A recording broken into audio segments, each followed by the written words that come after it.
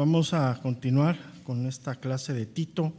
De hecho, nada más vimos la introducción hace 8 días y empezamos a ver la primera parte del versículo 1, donde dice: Pablo, siervo de Dios y apóstol de Jesucristo, ¿no?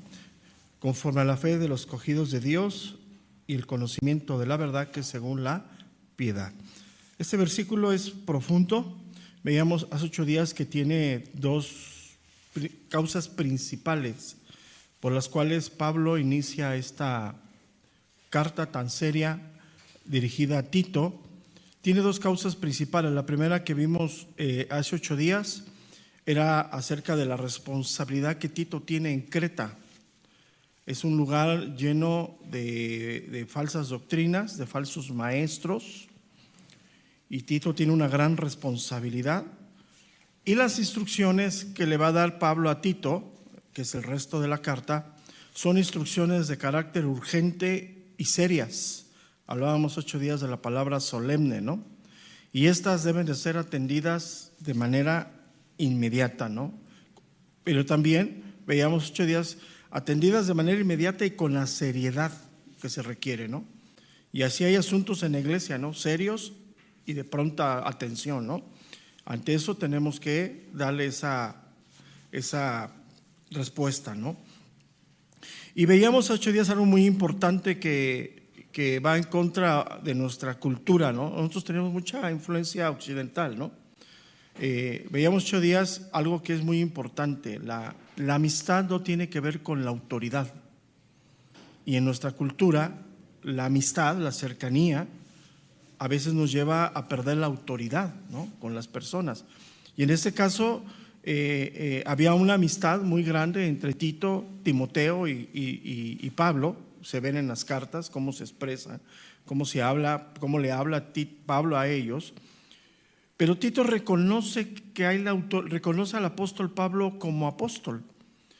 Pero aquí la pregunta es: ¿por qué Pablo se tiene que presentar como apóstol de Jesucristo, como siervo de Dios y apóstol de Jesucristo? Bueno, se entiende que Tito iba a tener mucha afrenta, ¿no? Iba a tener muchos conflictos con los pseudo-cristianos que había en aquel lugar, que eran como los judaizantes, ¿no? Gente que aparentemente vivía en esa piedad, pero la negaba, ¿no? Y de hecho adelante lo va a decir. Entonces, una de las cosas que es muy importante, por eso Pablo se presenta de esta manera, ¿no? O sea, no tiene nada que ver con el aspecto de que Tito no reconociera su apostolado, ¿no? Sino que Tito sí reconoce su apostolado, pero la tarea solemne, dura que iba a enfrentar, pues tenía que llevar ese respaldo de un apóstol, ¿no? Eso se entiende. Entonces, aquí podemos ya como que empezar a tener dos principios fundamentales, ¿no? La amistad, la cercanía que debemos de ejercer como iglesia, que es una verdad, no tiene nada que ver con la autoridad. O sea, no lo confundamos, ¿no? Esa es una parte muy importante, ¿no? Y que las cartas, una de las cosas que vamos a afianzar esta mañana, que la palabra de Dios no es negociable, ¿no? Viene con la autoridad apostólica, ¿no? O sea, si para Tito no era negociable, ni para los de Creta, pues a 2000 años para nosotros igual, y aunque estamos en la misma condición moral que ellos, ¿eh? Hoy el mundo está en esa condición moral de Creta, ¿no? Recuerden que así como se decía vamos a corintiar, también había una parte muy importante. Sí significa, ¿saben qué significa vamos a corintiar, no? Era en Corinto íbamos al placer, al deseo, al desenfreno, vamos a corintiar. En Creta había un sinónimo igual. La gente se dedicaba a los placeres, eran lugares muy fuertes en cuestiones de placeres porque había mucho vino en aquel tiempo, mucha relación al vino. No tiene que ver al alcohol ni nada de como hoy lo tenemos, pero había esa parte. Entonces, había que poner orden, ¿no? Entonces, vimos algo muy importante que tocaba yo un versículo que quiero referirlo acerca de lo que el Señor nos enseña del primer amor, ¿no? El primer amor para nosotros debe ser Cristo sobre todas las cosas, ¿no? Nadie en esta creación, en esta tierra, en nuestra relación, en nuestra vida, debe tener mayor afecto, amor, interés, dedicación que no sea Cristo, ¿no? Ese es el principio bíblico. Citábamos Mateo 10:37, ¿recuerdan? Cuando dice, el que ama a padre y madre más que a mí no es digno de mí, y el que ama a hijo o hija más que a mí no es digno de mí. Se está refiriendo principalmente, lo que tú y yo entendemos ya más ampliamente, al primer amor, ¿no? O sea, verdaderamente nuestra inclinación del corazón en servicio, en amor, en todo debe de ser Cristo, ¿no? Y si es Cristo, así como seudónimo, pónganle ahí su palabra, ¿no? Porque Él es el verbo de Dios, ¿no? Entonces, nada en este mundo, ni las corrientes ideológicas 18 días, ni los pensamientos de los hombres deben de afectar lo que es el primer amor, la palabra. Entonces, aquí reafirmamos, ¿cuál debe de ser el centro de nuestra vida? La Escritura. Si la Escritura dice algo que no, para nosotros debe de ser no negociable, punto, así sencillo. Porque el primer amor está ahí, ¿no? O sea, oye, pero es que mi mamá, mi papá, mis hermanos, no, el primer amor dice esto, sencillamente. Entonces, veíamos algo muy importante hace 8 días, que la obra de Dios, pues no puede estar subordinada a las demandas personales de nadie. Eso es muy importante. O sea, mira, aquí algo bien interesante. ¿Por qué hemos mencionado durante tantos años lo que sucedió con el rompimiento de Casa Oración? Porque en ese rompimiento se violaron principios bíblicos fundamentales. Y la iglesia no solamente dijo amén, sino los aceptó. O sea, mira, mucha gente al quedarte callado, estás aceptando las cosas. Y no es que lo hayan hecho contra nosotros, seguimos aquí y seguiremos aquí porque el que nos constituye es Dios. Pero el daño a la obra de Dios, escucha esto y quiero que lo tomen porque es lo que voy a enseñar. Y van ustedes que estar en esa parte como servidores, como pastores, como líderes en el Congreso de Pastores. La obra al daño de Dios, a la obra de Dios es tremenda y nos debe de causar aprobio en el corazón cuando la obra por otras personas es dañada. Ahora, ¿cuál es la labor del mundo? Dañar la obra de Dios, ¿no? ¿Estás de acuerdo conmigo? El mundo siempre. Pero cuando esto sucede interno, es como cuando alguien de tu familia cercano, quiere destruir la familia, ¿no? Si de hecho es un principio del mundo, ¿no? Destruir la familia, desunirlas. Imagínate internamente, ¿no? Por eso cuando un padre o una madre cometen el adulterio y todo eso, tiene una trascendencia enorme porque es algo de cercanía, de intimidad, de algo que es muy fuerte. O sea, si tú valoras eso, pues un adulterio es un adulterio, ¿no? Pero cuando es algo así, ese tamaño tiene unas implicaciones serias. Entonces, por eso es bien importante, ¿no? El primer amor a la obra de Dios, a sus palabras, debe de estar por encima de todo, aún por encima de nuestras propias pretensiones personales. Y eso es algo que nosotros tenemos que asimilar bien en la mente y en el corazón. O sea, yo estoy aquí para glorificar a Dios a través de mi vida. Y no voy a hacer nada, ni me voy a prestar a nada que afecte la obra de Dios. Entonces yo como creyente no puedo decir, yo no me meto, eso hace el mundo, ¿no?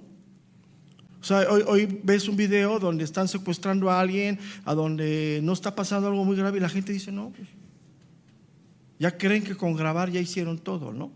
Entonces es algo muy serio esto, ¿no? Entonces eso es lo que le está diciendo aquí Pablo a Tito. O sea, Tito conoce la autoridad de Pablo, sabe que Dios lo estableció, conoce su ministerio evangelístico, pero como está en un lugar muy complicado, un lugar de mucho conflicto moral, social, doctrinal, necesita Tito el respaldo de Pablo, ¿sí? Pero para que ese respaldo sirva, primero tiene que estar en el corazón de Tito. Entonces eso es bien importante, ¿no? O sea, vamos a tener principios en esta carta fundamentales. Tú no puedes ejercer autoridad si tú no estás bajo autoridad. Y la autoridad se reconoce en el corazón. Yo te puedo decir sí, y con mi corazón estoy diciéndote no. Y si mi corazón, aunque mi boca diga que sí y mi corazón dice que no, ¿cómo van a ser mis actitudes? Totalmente contrarias. Me voy a sentar, no quiero nada. Eso es normal.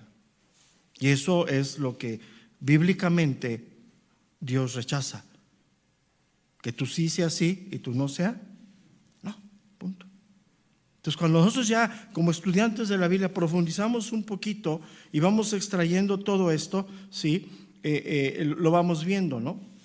Entonces Pablo se presenta primero con este carácter de autoridad, siervo de Dios y apóstol de Jesucristo. En lugar de haberle dicho simplemente tu hermano Pablo, ¿no? Son hermanos, son compañeros de milicia, ¿no? Había solemnidad en ellos, ¿no?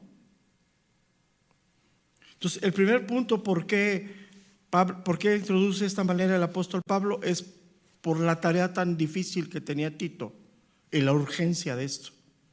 Corregir cuestiones morales y cuestiones doctrinales en la iglesia son de carácter urgente. Y eso sigue estando vigente el día de hoy. Y el segundo lugar, por el propósito que esa introducción es para respaldar a Tito.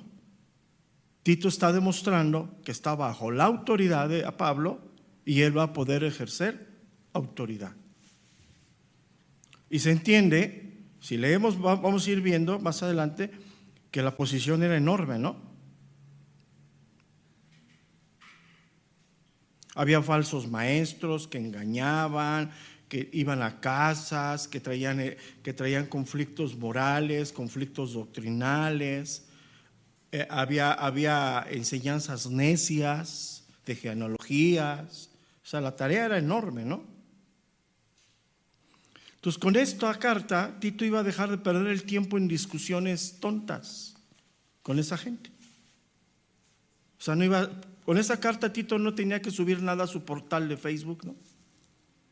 Iba a lo que iba, pum, a lo que iba. Entonces, todo esto es porque Tito tenía que corregir defectos. El versículo 5, nomás ahí anótenlo. Taparles la boca a los falsos maestros, versículo número 11. Reprenderlos, versículo número 13. Amonestarlos y si fuera necesario, expulsarlos. Capítulo 3, verso número 10.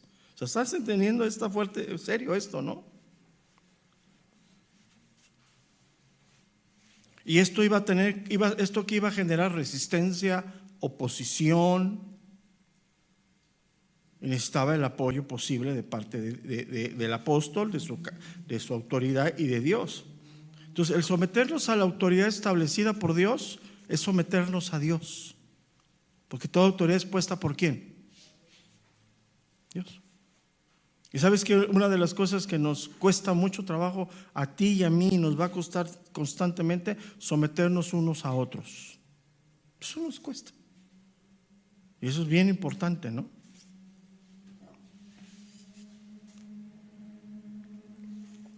Entonces, después de que Pablo dejara Creta, pues iba a venir ahora sí que el fuego cruzado ahí adentro, ¿no?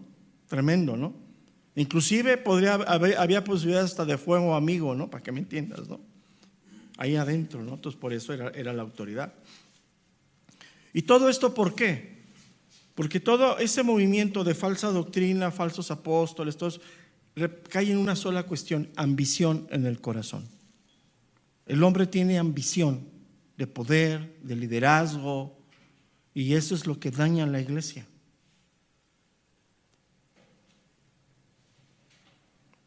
Y ellos venían revestidos con la cara de la ley mosaica como judíos, y eso les sirvió para introducir una serie de herejías dentro de este lugar, porque eran conocedores de la ley. Entonces, una de las cosas que hace Tito aquí es establecer ancianos para contrarrestar las falsas enseñanzas. Y los ancianos, pues no son cualquier persona, ahorita lo vamos a ver, vamos a verlo más adelante en esta misma carta, lo iremos viendo poco a poco, ¿no? Entonces, cosas importantes, ¿no? Tenemos que crear lazos de amor, de compañerismo en la iglesia, sí. No debemos y no podemos ser desconocidos aquí adentro. Eso es algo que también nos cuesta trabajo, ¿no? O sea, tenemos que entablar lazos correctos, pero no perdamos nunca que la buena relación no tiene nada que ver con la autoridad y el orden establecido por Dios. De hecho, cada sector de la iglesia le habla a Tito. O sea, Pablo le da una parte a cada sector, ancianos, mujeres, jóvenes, todo, y lo iremos viendo poco a poco. Entonces, la confianza y la sinceridad, la intimidad no tiene nada que ver con la autoridad. Cuando tú puedes reconocer eso correctamente, estás hablando que tu corazón anda correcto. Cuando tienes conflicto, ahí obviamente se tiene que prender una luz en tu vida espiritual de alarma, que es la obra del Espíritu de Dios, que te va a estar llamando a corregir esa área. Porque cuando esa parte se rompe, pues interfiere la obra de Dios, ¿no? Totalmente. Entonces, cuando hay conflicto entre esos principios de sumisión, de obediencia, de intimidad, de amistad, pues no hay el verdadero amor genuino que viene de parte del Espíritu Santo, que es la obra de Dios poniéndonos el verdadero amor, el amor que viene de Dios, el que hemos recibido de Dios, ¿no? O sea, el amor que viene de Dios. Se puede decir el amor fraternal, ¿correcto? Entre nosotros, una relación dada, ¿no? Entonces, por eso Pablo se presenta de esa manera. Pablo, entonces esa palabra Pablo tiene mucho fondo, ¿no? ¿Quién era Pablo para Tito? ¿Qué iba a representar esa autoridad? Pasamos entonces, después de la coma, a la primera parte del versículo número 1. Este versículo número va a estar como un mes, pero aquí vamos a estar, dice, siervo de Dios y apóstol de Jesucristo. El primer punto, vamos a ver lo que para ti y para mí es muy normal, la palabra siervo. Nuestro lenguaje es muy coloquial, ¿no? Lenguaje cristiano. Pero en el tiempo de Pablo no tenía nada que ver con este contexto como hoy se da, porque la palabra siervo se aplicaba a los esclavos naturales.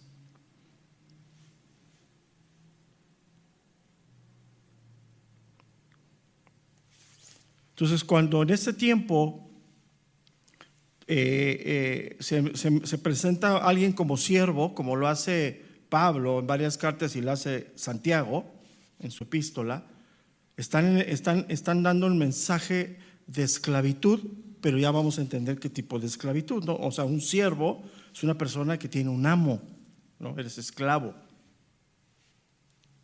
Es la palabra doulos del griego.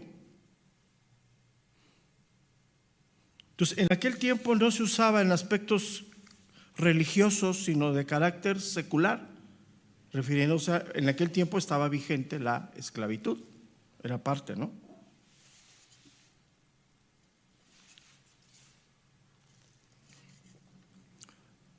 Entonces, esta palabra, hablar de siervos o esclavos, tiene principios que en aquel tiempo existían: humillación, pérdida de derechos, falta de libertad y sujeción a la voluntad de otro.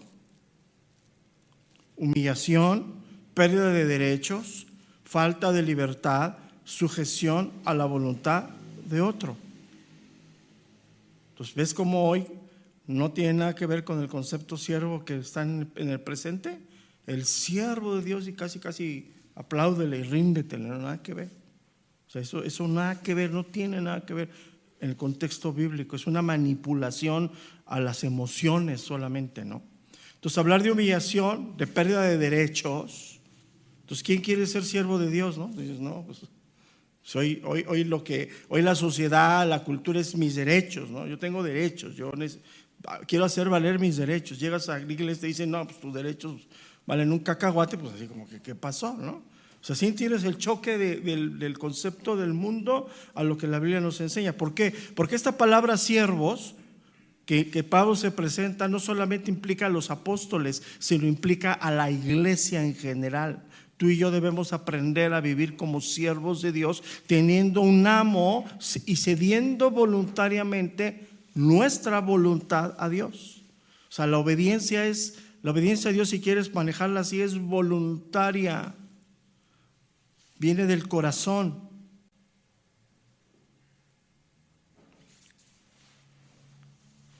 Y eso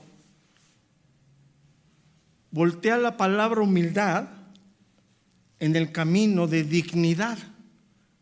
La obediencia a tu vida, en tu vida, te hace una persona digna ante los ojos de Dios. No sé si me alcanzo a explicar. O sea, cuando dije la palabra tener humillación, que viene de la palabra humildad, ¿sí? En la obediencia lo que hace que esa humildad o esa humillación ante Dios, de ser de tu voluntad, te reviste de dignidad, porque es un alto honor ser un hombre o una mujer sometido a la voluntad de Dios. ¿Por qué es un alto honor? Porque ni aun los nacidos de nuevo que no conciben esto lo van a vivir. Primero tienes que nacido de nuevo. Ya naciste de nuevo, pero de que tú sometas tu voluntad a Dios y te humilles ante Dios pueden pasar años, ¿eh? No crees que cualquiera. Y va a tratar Dios contigo, y por eso Dios nos aflige, nos trata, nos mete al horno, ¿no? Si no, cuando llegues al cielo, pregúntale a Pedro, ¿no? No, Señor, que no te acontezca esto. ¿Y por qué? Cállate, Pedro. Tú vas a ver. Cuando le dijo eso, mira, yo imagino la cara de Pedro como la de muchos de nosotros. Ay, apaga. Por eso dice que cuando pasa ese hecho, ¿cómo llora Pedro?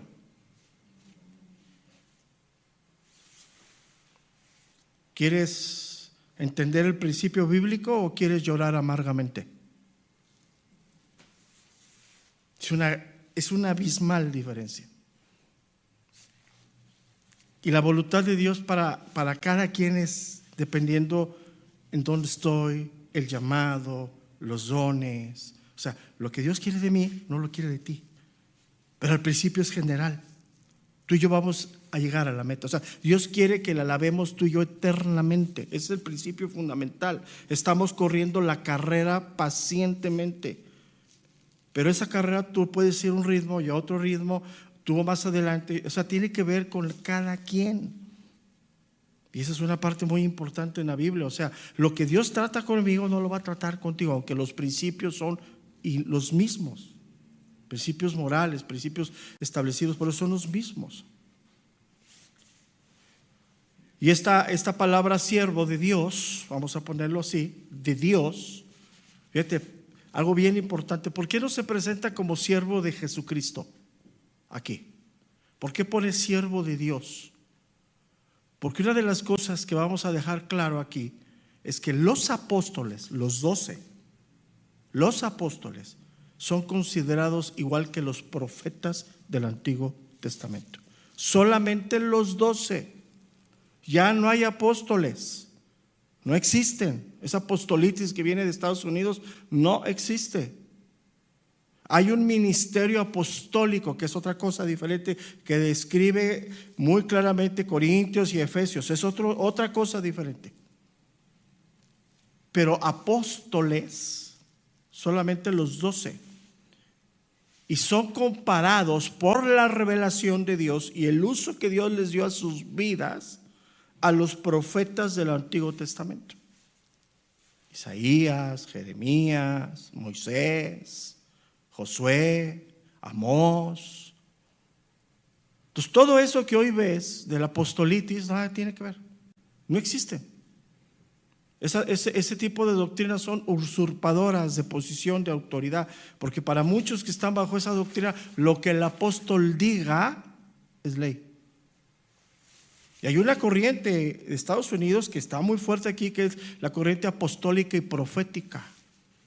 Ellos dicen que ellos pueden tener, aún por encima de la revelación de Pablo, de Pedro, ellos pueden tener revelaciones, que es lo que hoy vemos. Y cuánta gente está, sobre todo, bueno, aquí en México es muy fuerte, pero hacia Guatemala y hacia abajo, no, hombre, está impresionante, ¿no? Entonces, eso no. Entonces, cuando él se presenta siervo de Dios, está dejando claro, ¿sí?, su condición delante de los hombres como los profetas, porque ellos van a revelar en lo que es el Nuevo Testamento la voluntad de Dios. La van a reafirmar, la revelación va a cumplir lo que estaba oculto en el Antiguo Testamento, ¿no? Se va a ver plenamente. Entonces, título concedido como Josué, en su libro capítulo 1, verso número 2, Josué 24, 27, nomás anótenlo, no vayan ahí. Jeremías, por ejemplo, en su capítulo 7, 25 de Jeremías, ahí lo pueden ver. El libro de Amós, capítulo 3, verso número 7. Repito, Josué capítulo 1, 2 y 24, 27. Jeremías 7, 25 y Amós 3, 7.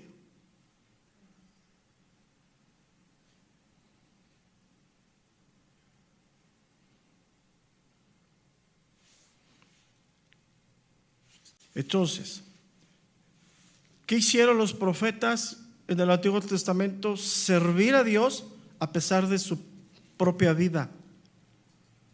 ¿Estás de acuerdo conmigo? ¿Cómo murieron? ¿Cómo los trataron? ¿Qué esperaba? ¿Qué le pasó a los apóstoles exactamente en el momento que se les da la investidura de apóstol? Una vez que Cristo es arrebatado, va a tomar su posición, dice, y recibirán poder, ¿no? ¿Para qué? Para predicar. Pero ¿cómo les fue? Entonces, si a ellos les fue de esa manera como siervos de Dios, ¿qué podemos esperar tú y yo? Y es otra de las cosas que hoy la iglesia choca, ¿no? Porque hoy la iglesia piensa y cree, y les han hecho creer que la vida cristiana es como andar en un jardín de rosas, sí, pero las rosas tienen sencillo. Entonces, por eso él se presenta como siervo de Dios, manifestando el servicio a Dios aún por encima de nuestra condición.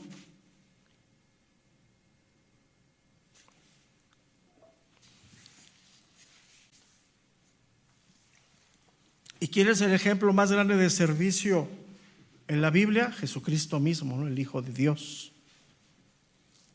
Mateo, vamos ahí, Mateo capítulo 20, verso número 28. Mateo 20, 28.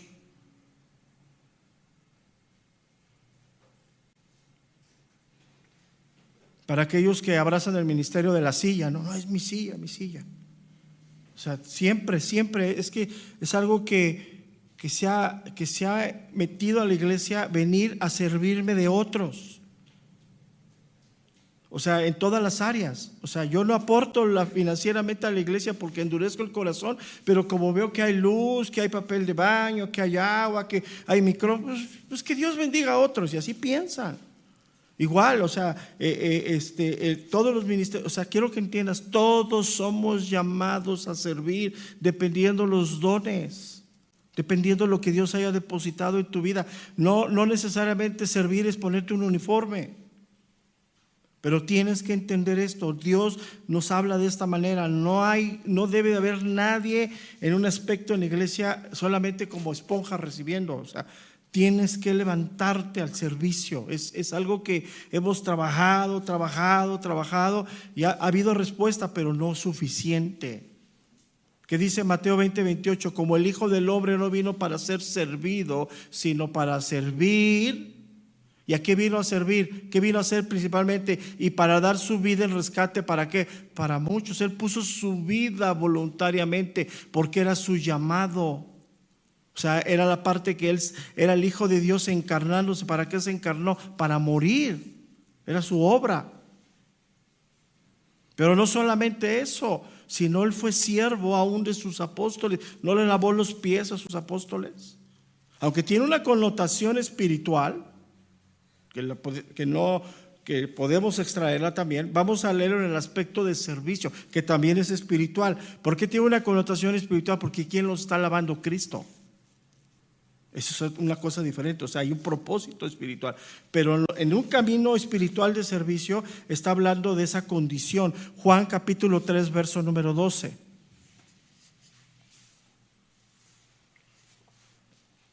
Dice Juan 3, capítulo 13, verso número 12. Así que después que les hubo lavado los pies, tomó su manto, volvió a la mesa y les dijo, o sea, fíjate, tomó su manto, el manto representa investidura, autoridad, volvió a la mesa y les dijo, ¿sabéis lo que os he hecho? Pero fíjate, se quita el manto para lavarle los pies, mostrando que el servicio es en el nivel de que somos unos a otros. O sea, tú como ujier, como maestro, como parte de la oración, sirves a la iglesia, y yo al estar aquí te estoy sirviendo a ti. Ese es el propósito, nos estamos sirviendo unos a otros, pero para que funcione hay que despojarnos de nuestra la autoridad. Yo te sirvo como siervo, como tu hermano en la fe, y eso sirve para que esa autoridad la venga de parte de Dios, porque es el llamado de parte de Dios. Dice verso número 13: vosotros me llamáis maestro y señor, y decid bien, porque lo soy. Pues si yo, el Señor y Maestro, he lavado vuestros pies, vosotros también debéis lavar los pies los unos a los otros. Porque ejemplo os he dado para que como yo os he hecho, vosotros también hagáis. De cierto os digo, el siervo no es mayor que su Señor, ni el enviado es mayor que el que le envió. Si sabéis estas cosas, bienaventurados seréis si las hiciereis. Entonces, cuando servimos con el corazón correcto, es la mayor experiencia en el beneplácito de nuestro corazón como creyentes. Cuando sirves correctamente. Cuando el servicio es un sinónimo de adoración a Dios y a la iglesia, al cuerpo de Cristo.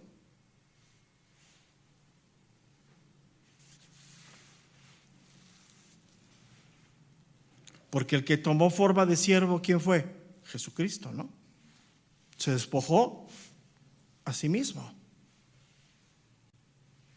Entonces, cuando dice siervo de Dios, primera parte viene en el camino de autoridad, y luego en segunda parte viene en el camino de servicio, de corazón, del que viene interno.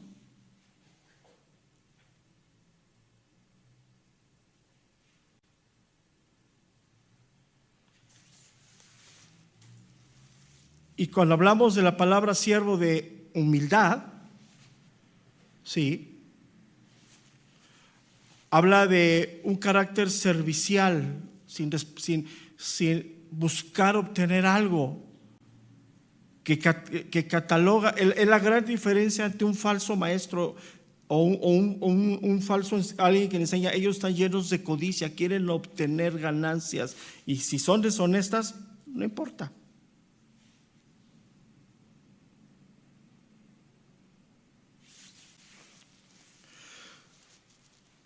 Y el servicio es un servicio que representa esfuerzo, mucho esfuerzo. Y en algunos puntos ese servicio puede ser de carácter, de parte de la respuesta de los hombres, en el carácter de ingratitud de los hombres.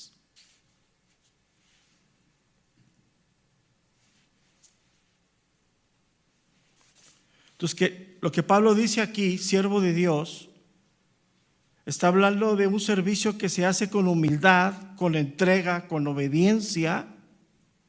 Y te voy a decir una palabra que quiero que medites: sacrificio.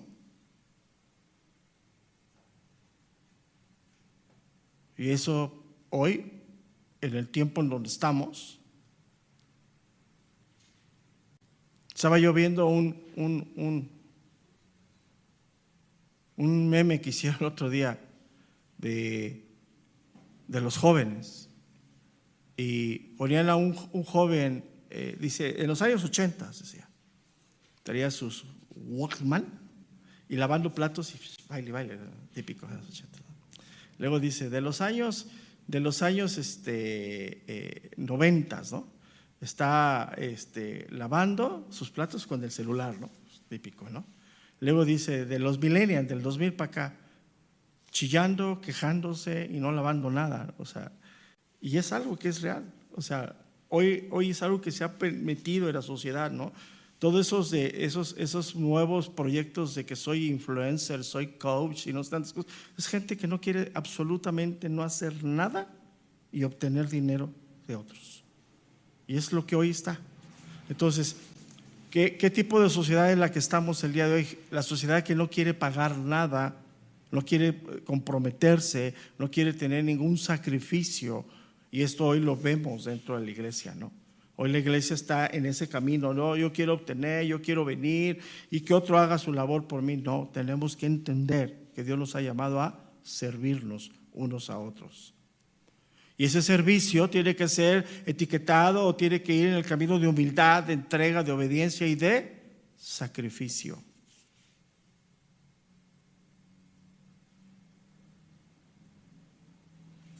Segunda de Timoteo, capítulo 2, verso número 24.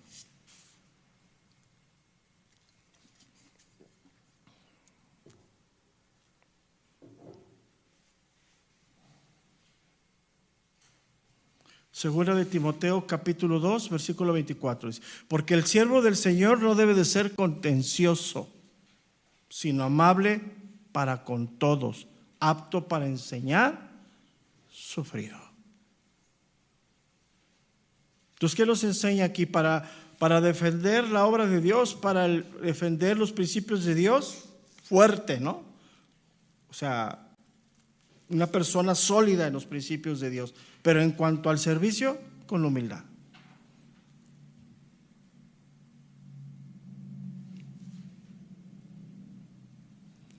Y otro de los puntos bien importantes, si la palabra siervo viene del camino de esclavitud, de tener un amo,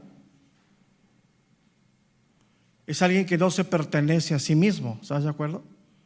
En aquel tiempo el que era esclavo no tenía tiempo libre.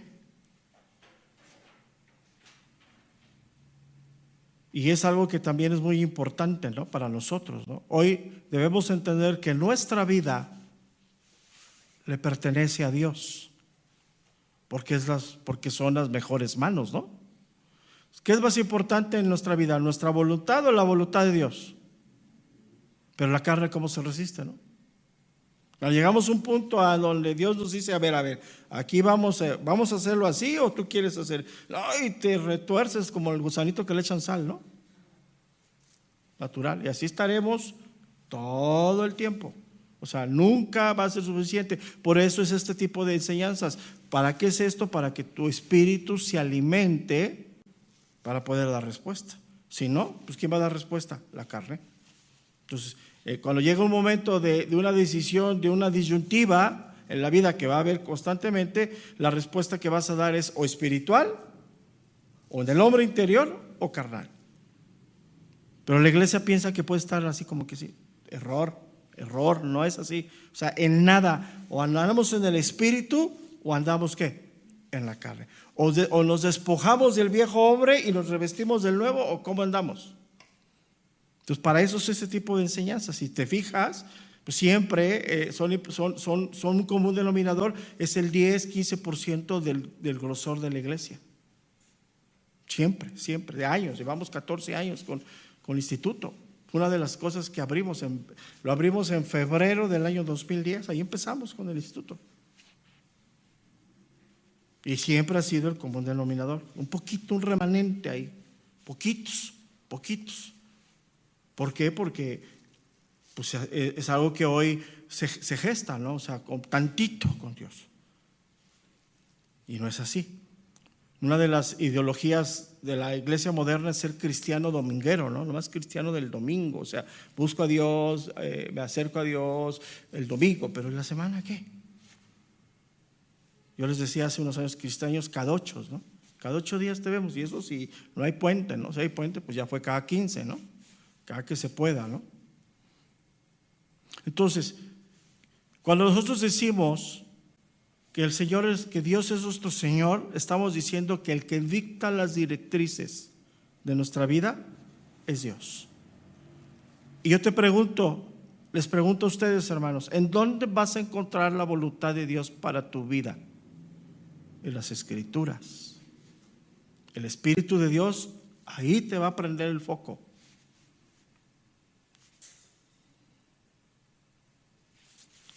Porque ya no vivimos para nosotros, sino vivimos para exaltar, glorificar a Dios.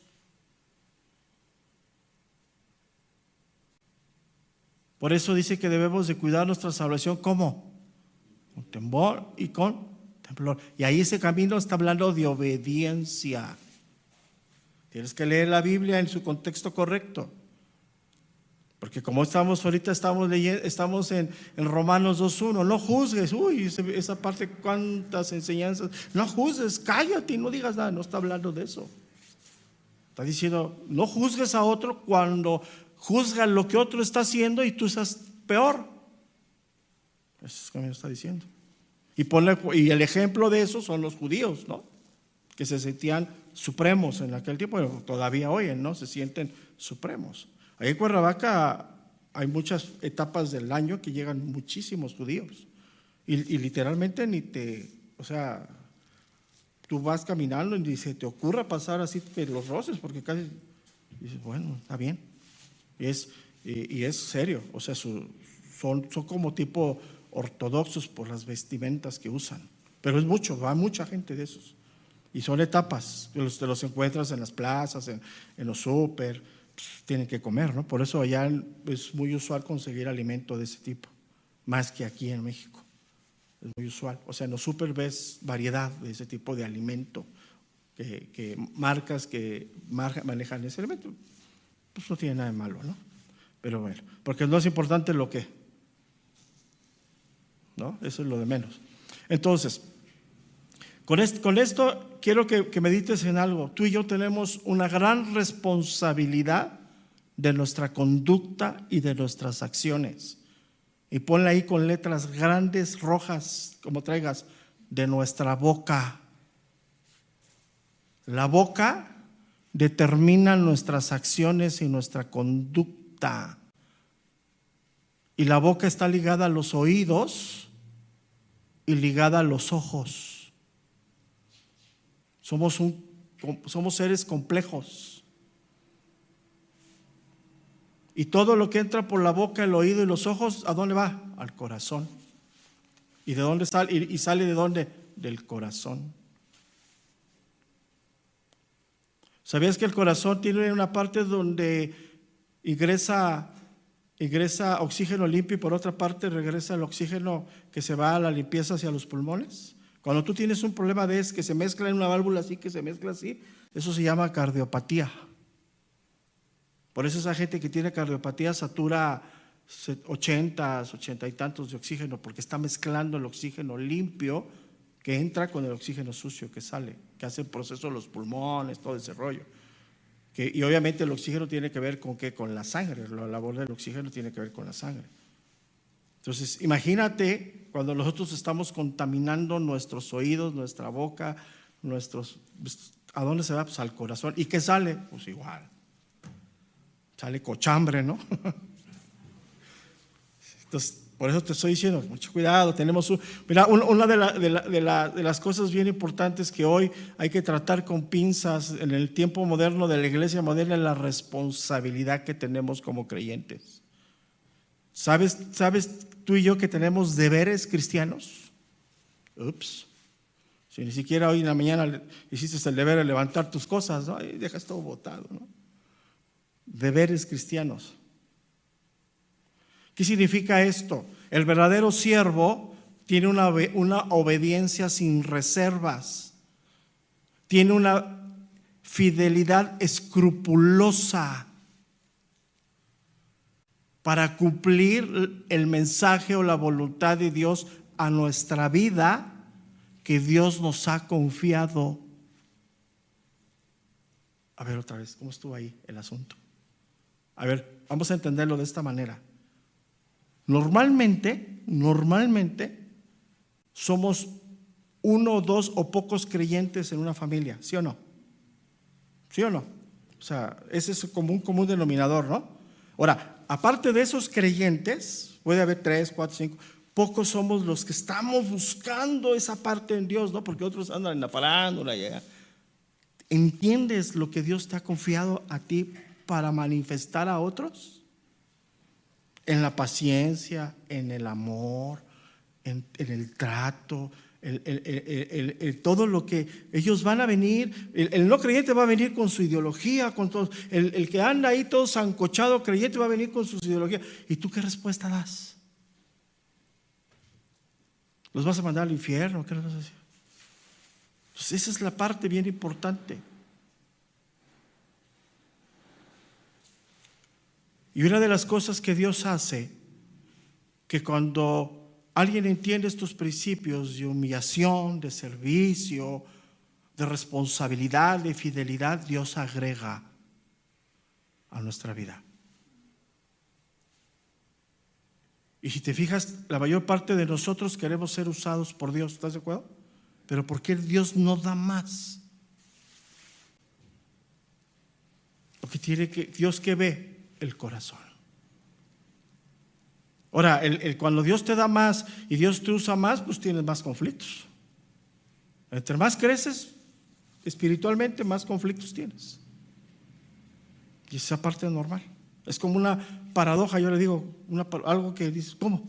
Se supone que entre más crecemos y más, pues debe ser mejor. No, más conflictos. Más, o sea, nada que ver con lo que hoy buscan del famoso nada que ver. Porque la verdadera predicación pega, cala, va a los tuétanos, ¿no? Y eso que causa inmediatamente rebelión en la carne se contrapone. Los mensajes dominicales deben de ser mensajes que te vayas pensando, vayas caminando y ni siquiera veas al hoyo y te caes porque vas pensando en otra cosa, ¿no? ¿Qué fue lo que pasó? Pero cuando sales todo motivado, ay, sí, fuiste al lugar de la iglesia, fuiste a esos lugares donde te motivan y te exaltan, ¿no? Claro, hay partes donde, fíjate, aún en los mensajes cuando hablamos, tocamos doctrinalmente el amor de Dios. Aún entender plenamente lo que se enseñó de parte de Dios del amor y que esa verdad caiga en tu corazón, tardas días. Vas con esa reflexión. Entonces, ¿qué podemos decir? Entre más estemos bajo autoridad, más podemos ejercer la autoridad de Dios. Y cuando nos salimos de la autoridad, pues menos ejercemos la autoridad.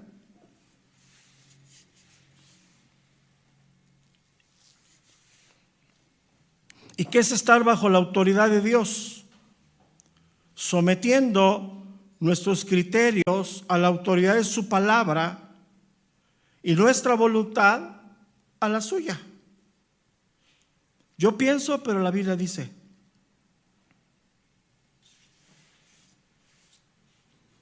Y es ahí cuando nuestra vida, nuestras palabras, nuestras acciones se revisten de autoridad, bíblicamente, ¿no? Entonces por eso Pablo le dice a Tito, siervo de Dios.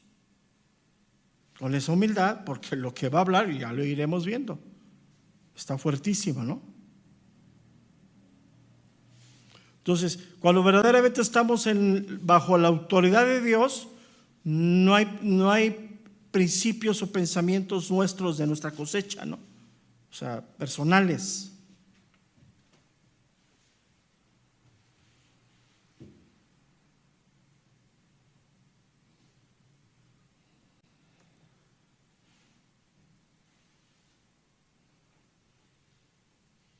Entonces podemos decir que si nos decimos ser siervos de Dios, es que estamos reconociendo una autoridad absoluta sobre nuestras vidas.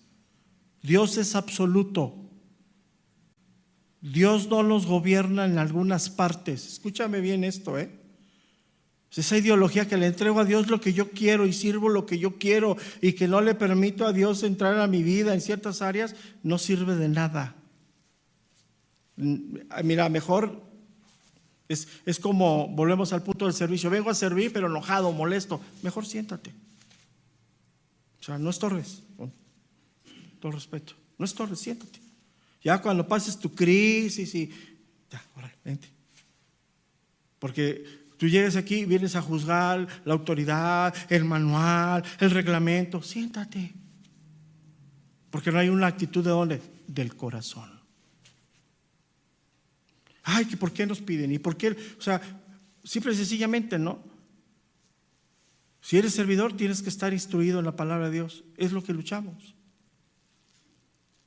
Y hay servidores que, y se les pide, por ejemplo, el líder les pide la fecha. No, para tal fecha me tienes que entregar tu manual de lo que estuviste en el instituto. Llega la fecha y mira, no, ¿saben quién tiene que intervenir? Yo. Hasta que yo intervengo muchas veces, a regañadientes envían sus estudios. La pregunta es, ¿qué estás haciendo ahí? Y es algo que es, o sea, ¿necesitas que Dios saque el látigo para que obedezcas? Sí, es triste, ¿no? Porque en la medida que tú y yo aprendemos a ser fieles a la autoridad de Dios, podemos servir en el Espíritu. Porque el que nos está gobernando es el Espíritu de Dios.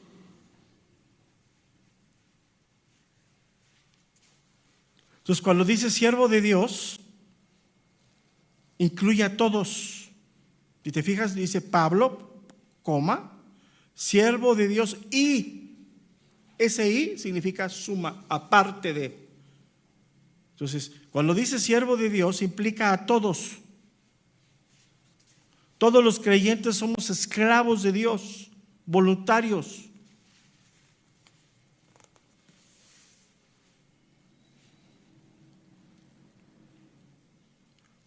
Cuando no reconocemos la soberanía de Dios a nuestra vida, Dios tiene que quebrantar nuestro orgullo. ¿Y cuántas veces Dios ha hecho esto?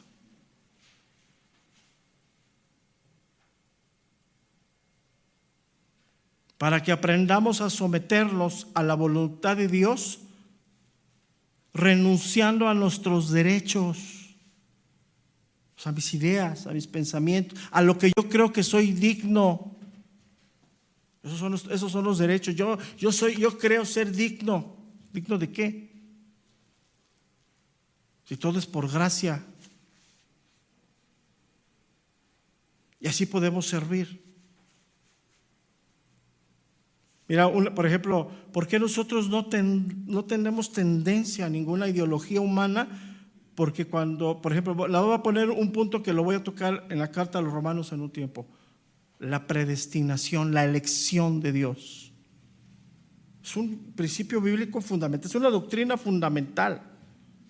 Pero esa elección le pertenece solamente a Dios.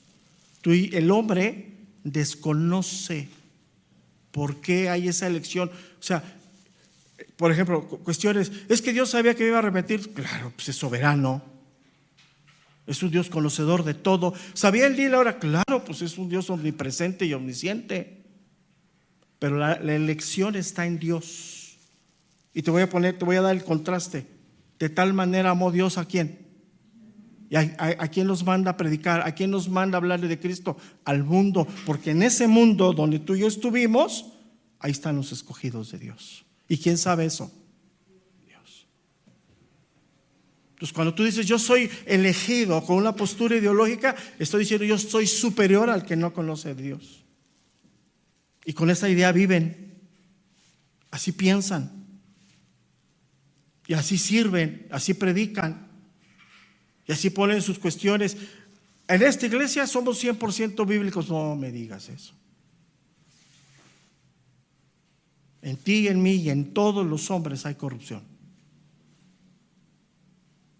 Nadie está al 100%. Nadie puede ser guiado 100% al Espíritu de Dios, porque somos personas débiles, inconstantes, en corrupción, y en una parte, aunque no queramos, vamos a hacer nuestra voluntad, aunque después Dios nos la va a mostrar. Entonces, todo este tipo de enseñanzas son los que hoy, si me voy del lado de los elegidos y me hace superhéroe, pues vámonos. Fácil. Entonces, cuando dice siervo de Dios, Quiere decir que todos somos llamados a servir a Dios, todos.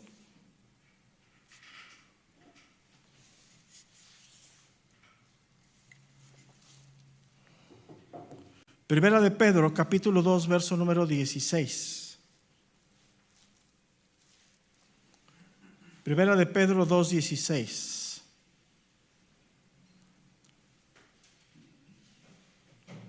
Como libres, pero no como los que tienen la libertad como pretexto para hacer lo malo.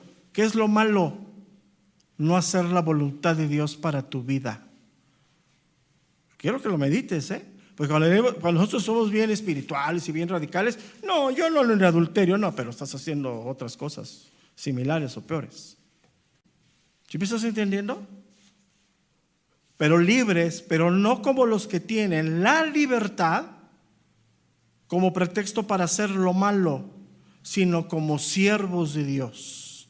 Y el siervo busca hacer la voluntad de Dios, rindiendo su voluntad, entendiendo que el camino que Dios elige para nosotros es mejor que el que yo pretendo para mí mismo.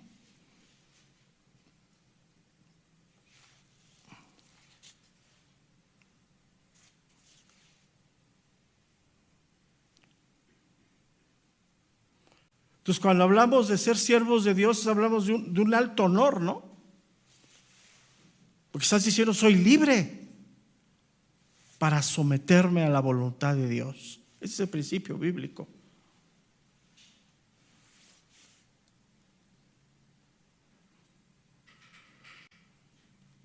Somos libres para someternos a la voluntad de Dios. Tenemos libertad para escuchar la voz de Dios. Tenemos libertad para ser guiados por Dios. Escúchame bien, dije la palabra guiados, no dije empujados ni cargados, guiados. Él va por delante y nosotros por detrás.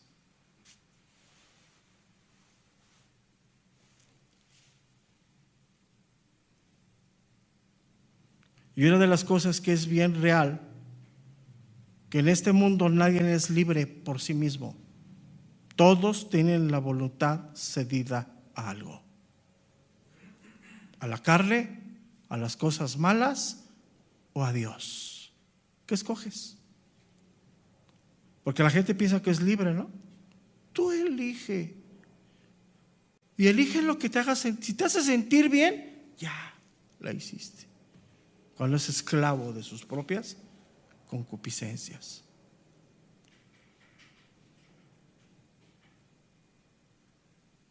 Entonces nuestra libertad es para entender la voluntad de Dios para nuestra vida. Esa es la libertad que tenemos.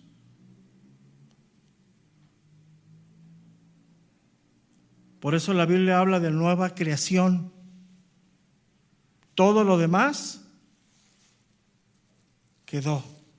Ahora todas las cosas son hechas nuevas en Cristo.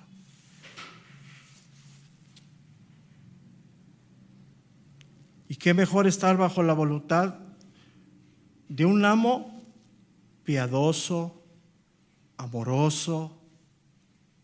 ¿Cuántas cosas le podemos agradecer a Dios en ese trato que... Mira, aún en el desierto, aún en la prueba, vemos el amor de Dios a nuestra vida. Aún en la necesidad vemos cómo suple Dios en nuestra vida. Qué mejor estar bajo ese amo. Porque el mundo es tirano, ¿no? El mundo nos humilla, nos maltrata, nos lastima. Y Dios no. Porque es un amo generoso, bondadoso, sublime. A eso servimos, pero quiero terminar esta mañana diciendo, servimos voluntariamente. Cambia todo. Tú puedes estar aquí y decir, no, lo mío primero. Entonces, al hacer eso, vas a percibir el trato de Dios, pero vas a seguir viendo a Dios bondadoso, generoso, sublime, pero ya en un trato. Es un desierto. O sea, el pueblo de Israel lo saca, lo mete al desierto. ¿Cuándo lo dejó? Nunca. Ahora, la verdad, la esclavitud, en donde todo ser humano está, ¿a quién sirves? Va a un destino siempre, a la vida eterna o a la perdición, siempre. Otra de las cosas que dicen, es que aquí está el infierno. No. Hay un destino.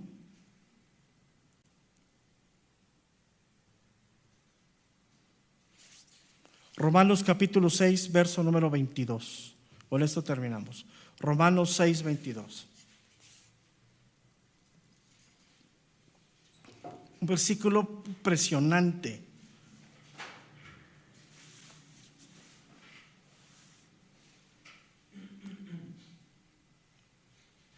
Lo voy a hablar y lo voy a introducir un poco y lo tomamos dentro de 8 días, porque este versículo está impresionante. O sea, la secuencia que habla es algo. Dice, mas ahora que habéis sido libertados del pecado y hechos, fíjate, y hechos siervos de Dios. Si estábamos aquí, hoy estamos ¿qué? Aquí. Tenéis por vuestro fruto. ¿Qué tiene que dar fruto? Personal. Vuestro fruto, la santificación. ¿Y cuál es el resultado de eso? Y como fin, la vida eterna. Es un versículo impresionante, doctrinalmente impresionante. Y tenemos que extraer algunas cosas, pero lo vamos a dejar ahí porque ya me pasé 5 minutos. Entonces, atrás va a haber una lista, hermanos, como siempre, por favor, anótense para que podamos llevar esa lista, y vayan, ya casi vamos avanzando un poquito más en este versículo. Nos va a tardar todavía como 3 semanas más, 4 semanas este puro versículo, pero en cuanto vayan avanzando, vayan anotando lo que ustedes van entendiendo, va Dios mostrándonos a su vida para que cuando concluyamos el versículo lo puedan plasmar plenamente, que ese va a ser su manual que van a entregar, y ya al final les damos los correos donde pueden enviarlo o lo pueden escribir en una libreta, en una hoja, en un cuaderno. Pero como les dije 8 días, todavía no sé leer griego, entonces traten de hacerlo en español para que yo lo pueda pescar, ¿sí? Porque luego me lo mandan en griego y ay, sí, todavía no. Estoy en eso, pero todavía va a tardar muchos años, ¿ok? Entonces, electrónico, ya váyanlo preparando. Si tenéis